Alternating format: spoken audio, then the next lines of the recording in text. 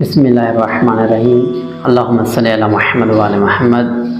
اللہ تعالیٰ نے قرآن مجید میں فرمایا، سورۃ اسراء آیت نمبر 11، وَيَدْعُو الْإِنسَانُ بِالشَّرِّ دُعَاءَهُ بِالْخَيْرِ، کہ انسان اللہ کو پکارتا ہے اس طرح کہ کام برائی کا ہوتا ہے، وہ اس طرح پکارتا ہے کہ گویا وہ اچھائی کے لیے دعا مانگ رہا ہے۔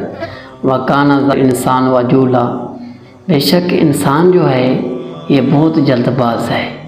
دیکھیں، کوئی بھی انسان دعا مانگتا ہے، جیسے کہ کسی کے لیے حسد، بغض، نفرت ہو یا کسی کو قتل کرنا ہو، تو وہ فرماتا ہے یا اللہ میرا فلاں کام ہو جائے، یہ میرا کام اچھا، حالانکہ یہ برا کام ہے، اس کو اچھا نہیں کہنا چاہیے۔